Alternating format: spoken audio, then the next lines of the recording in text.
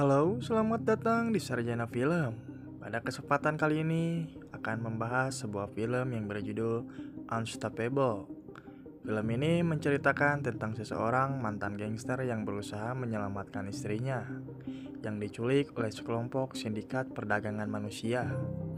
Sebelum memasuki alur film cerita, tolong subrek, share, dan juga follow Instagram kami. Oke, tanpa bacot semai-semai, kita langsung aja masuk ke alur ceritanya.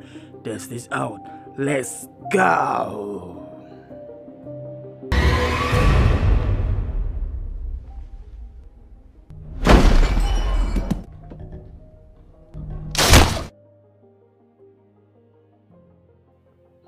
Film dibuka dengan diperlihatkan di tempat pasar dengan dua orang yang sedang bekerja menurunkan buk ikan segar. Pria ini bernama Dong Chun dan sahabatnya bernama Jung Sip. Mereka berprofesi sebagai penyuplai ikan ke pedagang dan tampak mengantarkan ikan ke para pedagang tersebut. Dan terjadi sebuah keributan dengan pedagang lainnya yang menagih biaya pemeliharaan pedagang yang menunggak kepadanya. Di situ dia terlihat mendorong dan menyuruh pedagang itu pergi jika tidak membayarnya. Lalu Chun Sik pun tak lama kemudian menggerutu kepada Dong Chun karena perwakilan pedagang juga belum membayar upahnya. 성 사장. Tidak lama kemudian, setelah itu dia menerima panggilan dari seseorang. Tak lama kemudian, Dong Chul pun bertemu dengan mereka, yang bernama Ketua Pak dan rekannya Ship Owner. Rupanya mereka ingin menawarkan investasi kepiting raja kepada Dong Chul. Yang kemudian Dong Chul dan Chung Si pun tertarik untuk berinvestasi. 여기 있습니다. 아, 예. 갈까? 이건 집에 가가 째도 있어. 아유 감사합니다. Dan di sisi lain, kita diperlihatkan dengan seseorang wanita yang sedang berada di restoran dan di tempat panti jompo, yang sedang melayani orang di sekitarnya. Wanita itu bernama Jingsu. Selain bekerja di panti jompo, dia pun bekerja di restoran. Karena terlalu sibuk, Jingsu pun baru sempat makan di dalam mobil. Lalu, Dong Chul pun menceritakan tentang investasi kepiting rajanya. Lalu Jingsu pun mengatakan kepada suaminya bahwa Dong Chul sudah banyak ditipu berkali-kali. Mereka pun melanjutkan bercanda layaknya seorang istri dan suami. Sementara itu, di tempat lain, di sebuah apartemen, datang sebuah gangster yang berprofesi juga sebagai perusahaan pinjol. Juga yang membuka paksa sebuah pintu. Lalu kita diperlihatkan dengan anggota mereka. Dia adalah Gitai. Gitai adalah salah satu ketua dari komplotan mereka. Lalu, mereka pun menyiksa seseorang lelaki tua yang tidak bisa membayar hutang kepadanya. Bahkan hampir dibunuhnya.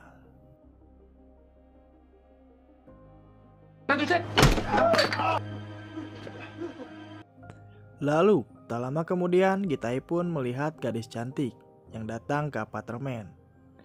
Dia adalah anak dari orang yang tidak bisa membayar hutang tersebut kepada Gitai.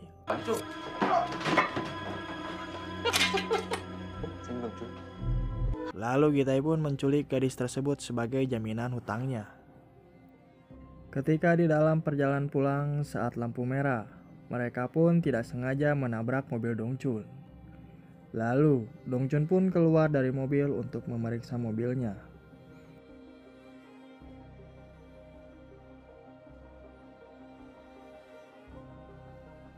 Sopir itu pun mengajak berdamai dan memberikan sebuah kartu nama. Dan memberikan uang. Malah uangnya dilemparkan kepada Dong Chun. Lalu, Jingsu pun di sini melihat perilaku supir tersebut kepada Dong Chul. Lalu, Jingsu pun memarahinya dan seolah tidak terima atas perilakuan anak buah Gitai.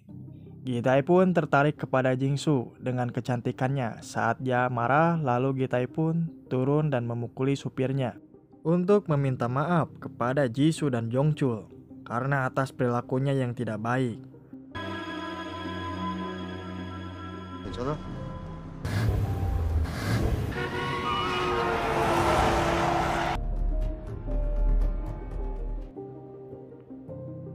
Keesokan harinya, Dongchul pun mendatangi kantor Serikat Perdagangan untuk meminta bayaran upah yang belum dibayar. Dengan berat hati, Ketua Kong Junkun memberikan uang kepada Dongchul, namun diberikan hanya sedikit. Waktu pun berganti di tempat swalayan. Dongchul pun bercerita keluh kesah kepada sahabatnya tentang keuangannya yang tidak stabil. Tak lama kemudian, Dongchul pun mendapatkan telepon bahwa kapal pengangkut kepiting rajanya telah ditahan di perairan Cina karena melewati daerah perairan Cina. Dan di lain tempat, lalu Jingsu sedang berdiskusi dengan pengacara tersebut tentang biaya sewa apartemennya, dan pengacara tersebut memberikan saran terbaiknya kepada Jisoo. Sementara itu, anak buah Gitai pun sedang mengintai Jisoo. Ketika Jisoo dan Dongchul bertemu di sebuah tempat restoran mewah, lalu Jisoo pun membicarakan pembicaraannya dengan pengacara tersebut tentang biaya sewa apartemennya. Bahkan saran terbaik dari pengacara itu harus bercerai. Namun Dongchul pun tidak mau. Itu terjadi karena Dongchul itu sangat mencintai istrinya, yang bahkan dia sudah membuat surprise kepada istrinya. Tetapi istrinya malah emosi bahwa surprise ini keterlaluan karena biayanya yang terlalu mahal. Bahkan Jisoo pun pulang ke rumah menggunakan taksi saat Dongchul menyiapkan kue ulang tahun kepada Jisoo. Saat Jisoo sampai di apartemen, Jisoo pun merasa bersalah dan Jisoo pun mengirimkan pesan singkat kepada suaminya agar pulang cepat. Lalu Dongchul pun ke rumah. Sesaat itu Dongchul pun melihat seseorang di tengah jalan yang sedang memindahkan barang. Ternyata itu adalah alibi dari anggota Gitai yang untuk memperlambat pulangnya Dongchul. Sementara itu, kelompok Gitai yang lain mencoba masuk secara paksa untuk menculik Jisoo.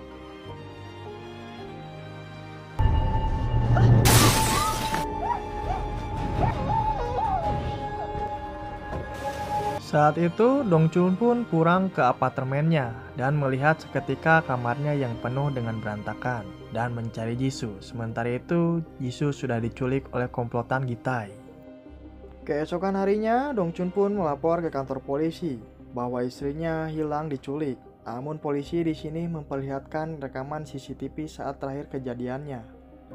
Saat keluar dari kantor polisi, Dongchul pun mendapatkan telepon dari Gitai bahwa dia akan membunuh Jisoo jika melapor ke kantor polisi lagi. Kemudian, Gitai pun memberitahu Dongchul meninggalkan kartu namanya di kulkas untuk bertemu di sebuah restoran.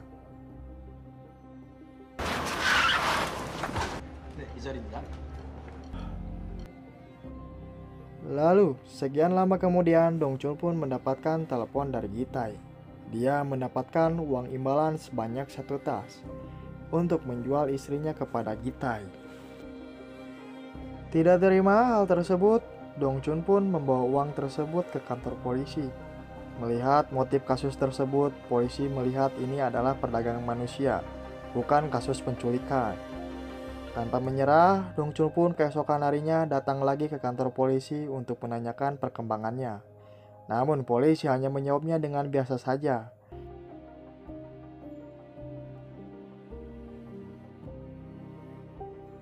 Di situ pun dia melihat tentang wanita banyak yang hilang. Merasa kinerja polisi yang sangat lambat, Dongchul pun memutuskan untuk menemukannya sendiri. Karena butuh biaya operasional, Dongchul pun mendatangi kembali kantor Perserikatan Perdagangan untuk membayar sisa upahnya kepada dirinya. Namun, Dongchul malah diusir di sini oleh ketua Dongchul, sehingga terjadilah perkelahian dengan antara anggota serikat.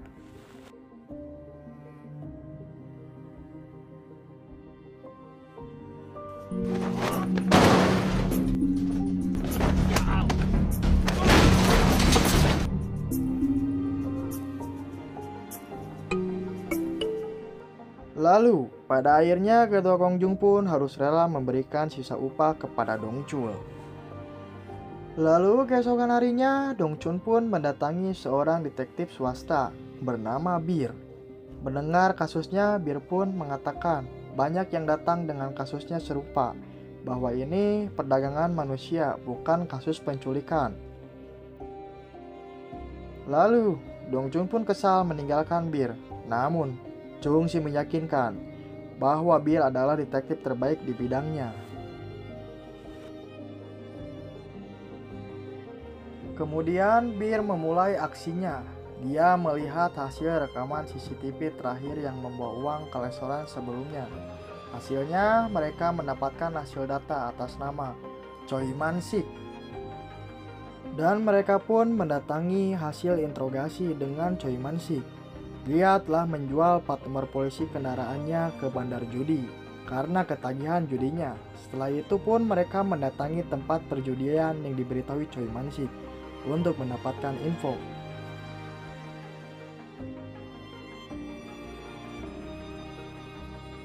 Lalu, bandar pun mencurigai Dongchun dan mereka berdua adalah detektif dan mereka pun dikepung sehingga terjadilah perkelahian di tempat judi.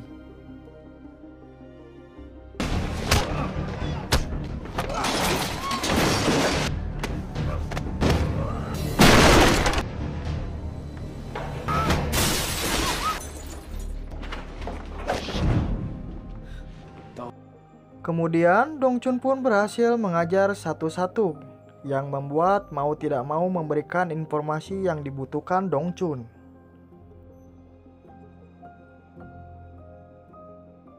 Malam harinya Dongchun mendatangi alamat dari kartu nama yang diberikan bandar. Namun ketika mendatangi, kartu nama itu sudah berganti pemilik sejak 2 tahun yang lalu. Saat akan pulang, Dongchun melihat seorang pria menurunkan gadis-gadis cantik dari mobil tersebut. Dan Dongchun pun penasaran melihat mobil tersebut. Teringat bahwa wajah pria itu mirip dengan wajah orang yang menghambat perjalanan pulang ke apartemennya. Pria tersebut bernama Lim Ju. Saat Lim Ju berada di dalam mobil, Dongchun pun menghampirinya dan memintanya untuk turun.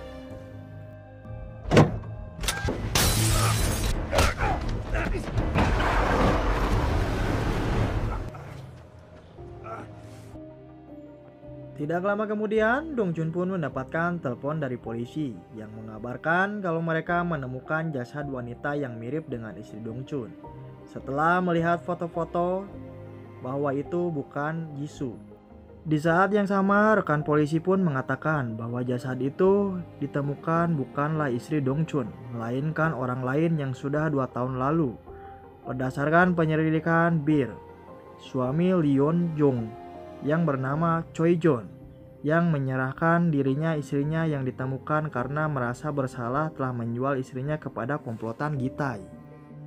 Setelah berbincang banyak dengan Jun Yong, diberi klip hasilnya investigasi Jon Yong agar mereka mendapatkan lebih banyak petunjuk dari Jisoo. Tidak lama kemudian, Jun Yong melakukan aksi bunuh dirinya dengan melompat dari atap gedung. Kemudian Dongchun pun mendatangi kantor pembiayaan dari kartu yang bernama DDI Clip. Choi Jung Young pun dan ternyata sama yang diberikan Dongchun oleh supir yang menabrak mobilnya waktu itu. Pria ini bernama Dusik. Lalu Dongchun pun menyeret keluar dari ruangannya. Kemudian dibawa ke tempat detektif Bir untuk diinterogasi di tempat lain.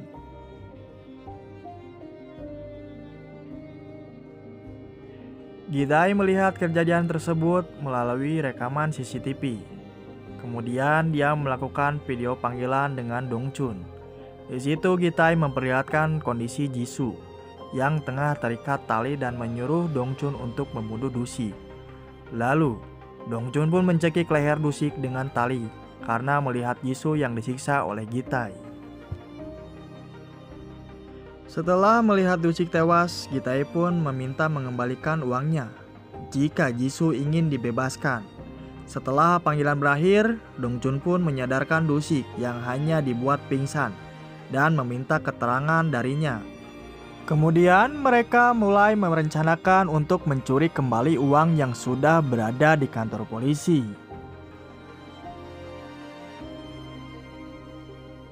Saat di kantor polisi, Bir dan Jungsik yang menyamar jadi seorang jaksa yang mendatangi kantor polisi. Namun rencananya tidak berjalan dengan lancar. Polisi pun mencurigai akan gerak-gerik mereka. Mengetahui penyamaran kedua temannya yang mulai terbongkar, Dongjun pun berinisiatif meledakkan salah satu mobil detektif polisi yang untuk mengalihkan perhatian mereka.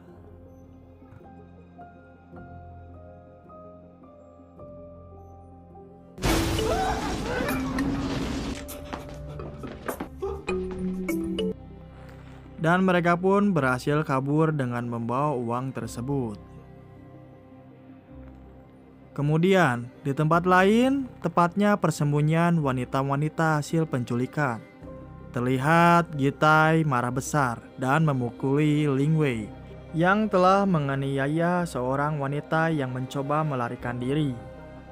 Tidak lama kemudian, Gitai mendapat kabar dari Dongchun bahwa mereka berhasil membawa uang kembali Gitai. Gitai pun mengajak Dongchun untuk bertemu di tempat persembunyiannya dan menyuruh anak buahnya membunuh Dongchun setelah mendapatkan uangnya kembali. Di sisi lain, Dongchun pun mengabari polisi mengenai pertemuan mereka. Melihat kondisi yang sepi, Jisoo pun dan temannya mencoba melarikan diri dari jendela Trails. Akan tetapi, hanya Jisoo yang berhasil kabur. Jisoo langsung menghadang taksi di daerah tersebut dan meminta segera agar diantar ke kantor polisi.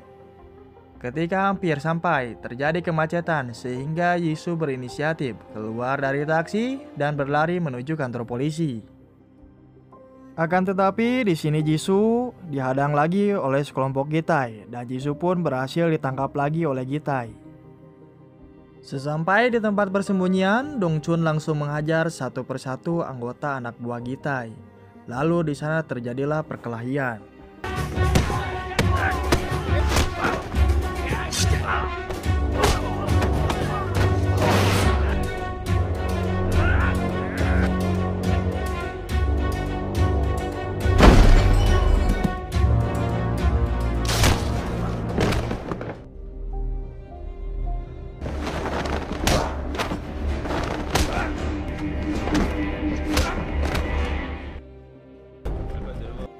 Sementara itu, Bir dan Jungsik membebaskan tahanan wanita yang akan dipindahkan ke tempat persembunyian lain.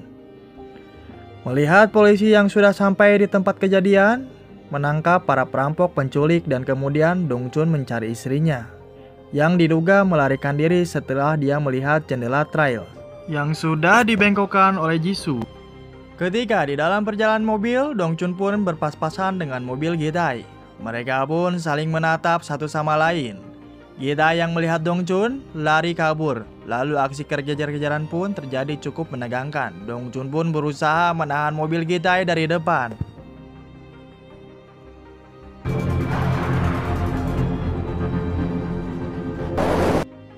Lalu, tabrakan kedua tak terhindar yang membuat mobil Dongchun terguling jauh ke bukit seberang jalan.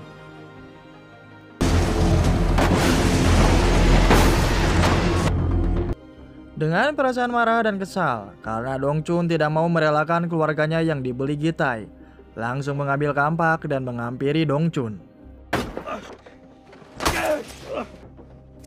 Saat Gitai lengah, Dongchun pun menarik ke dalam mobil tersebut dan memukulinya berkali-kali hingga keluar mobil. Gitai pun berpura-pura meminta maaf mengakui kesalahannya. Kemudian dia mencoba menusuknya dengan pisau. Akan tetapi Dongchun di sini bisa menangkisnya dan Dongchun pun menghajar terus Gitai hingga pingsan. Setelah itu, Dongchun menyadarkan istrinya yang telah pingsan. Lalu, tak lama kemudian mobil ambulan dan mobil polisi pun berdatangan.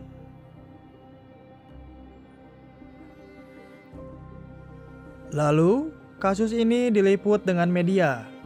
Dan di situ juga diperlihatkan bahwa kapal yang membawa kepiting raja telah dibebaskan oleh pihak berwenang Cina Dan di akhir film terlihat Dongchun dan Jingsu yang mendatangi restoran sahabatnya. Kemudian Dongchun akan merayakan ulang tahun Jisoo dengan menyantap hidangan kepiting raja. Dan film pun berakhir dengan indah.